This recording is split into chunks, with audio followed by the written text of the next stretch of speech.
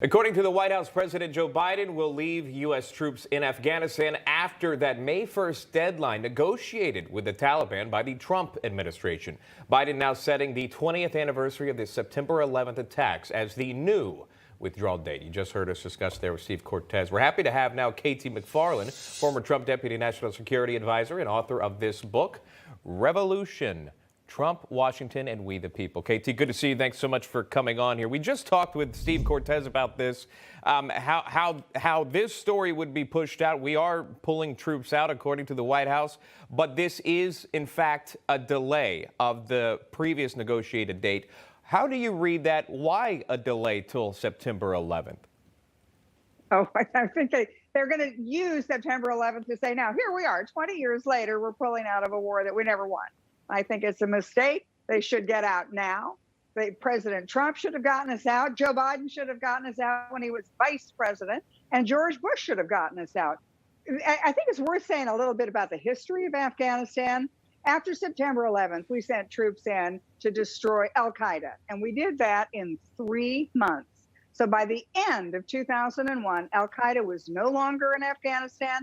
The ragtag remnants of them had gone over the border into Pakistan. But what did we do? Instead of saying, victory, let's go home, we stayed in Afghanistan to try to turn the most primitive country in the world into a modern democracy. We tried to nation build. We built fancy highways in Afghanistan. We didn't build fancy highways in the United States. It's been one of the greatest strategic mistakes in American foreign policy history. Those hopeless wars in the Middle East, which we took our eye off the ball of the real threat, which was China, and we squandered trillions of dollars we could have used at home. And as Steve pointed out, we lost thousands of lives, and hundreds of thousands of Americans have been affected by the tragedy of these wars. You think about the person in charge at this point right now, Joe Biden. So I want to point this out. A 2012 tweet by then Vice President Joe Biden said the U.S. would be out of Afghanistan by 2014. There it is. We will leave in 2014.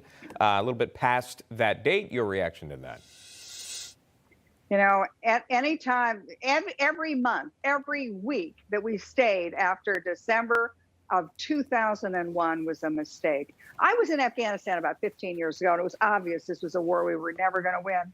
And an Afghan leader said to me, he tapped on his empty wrist, Shaun, and he said, you Americans, you have the watches, we Afghans, we have the time. They knew eventually we would leave, and eventually we would leave in humiliation, and then they would take over. And that's exactly what's happened.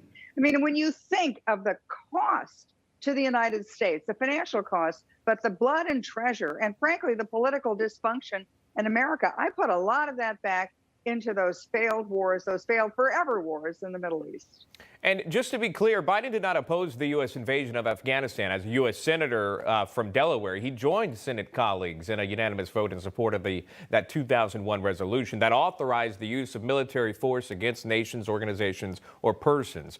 President George W. Bush determined were behind the terrorist attacks on September 11, 2001. But meanwhile, Jen Psaki, the press secretary, said this about Biden's plan to withdraw in September. Here's that.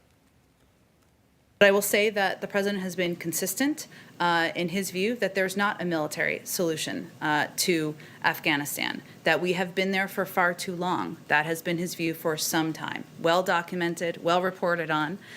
He believes that, and he remains committed to supporting negotiations between the parties, which many of you may be following, are resuming next week. And he also believes we need to focus our resources on fighting the threats we face today, 20 years, almost 20 years after the war began.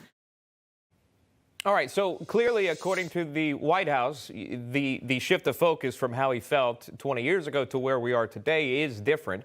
But if you feel like we've been there way too long, why not stick with that May 1st deadline, KT? Do you feel someone's advising him that, hey, you need to stay there for 5 or 6 more months? Why not adhere to that May 1st deadline if we've already been there too long, according to the White House? It makes no sense. I mean, we're going to go eventually. The sooner we go, the better. And in fact, I give President Trump full credit. He was the only political leader, Republican or Democrat, who stood up a decade ago, 15 years ago, and he said these forever wars are a huge mistake. And it's changed the national conversation. You know, the people, the forever wars, the wars of intervention, whether it's from the Republicans or the Democrats, we can't win these wars. America used to be the country that finished the wars other people started. We've now become the country that starts wars which we can't even finish. Joe Biden, I mean, look, where was he? He was absolutely right in 2001 after September 11th to vote for, and I would have voted for, authorizing the Afghan war and the invasion of Afghanistan to get rid of al-Qaeda. But once we did it in 3 months, thanks to the brilliance of the American military, why did we stick around? Why did Joe Biden continue to vote for more funds for Afghanistan? You know, he believed the generals and the political advisors and the neocons who said, you know, just give us another $1 trillion. Just give us another year and we're going to get victory. We never get victory in these forever wars. And Joe Biden has 20 years of shame, I think, around his neck. Senate Judiciary Chairman Lindsey Graham actually pushing back on the Republican side, stating that Biden is now paving a way with his latest announcement for another 9/11. Listen to this. Afghanistan is going to deteriorate pretty rapidly. Al-Qaeda and ISIS are going to come back. He's paving the way for another 9/11. Share with our viewers your thoughts on that. What is the future hold once we do pull troops out of Afghanistan? Who cares? You know, al-Qaeda's not coming back. They left 19 and a half years ago. The Taliban, if they want to rule Afghanistan the way they want to rule Afghanistan, that's their business. You know, the United States has spent far too much time and money and national treasure propping up leaders and trying to build democracy in places that don't matter to the United States. There's nothing in that part of the world that we care about. Anybody who's ever been to Afghanistan, it's like a moonscape. There's nothing there that's of any interest. That for our trading interests, there's no strategic interest in the region. And as far as the boogeyman of al-Qaeda coming back, al-Qaeda's gone. You know, ISIS coming back, the Islamic State, that's gone too. And in any event, the radical Islamists who are left in the world, they don't want to be in Afghanistan either. They have left and they've gone someplace else. So as much as I love my Republican colleagues, I break ranks with them on this. We should have gotten out 18 years ago, and we would have spared ourselves this nightmare, and we would have been able to focus our efforts and resources where it should have been focused on China and China's quest to take over the world. Now we're going to have a really hard time dealing with China. It would have been a whole lot easier 15 years ago. That's former Deputy National Security Advisor, KT McFarland, joining us live. KT, good to see you. Thanks for your time. Thanks, Shaun.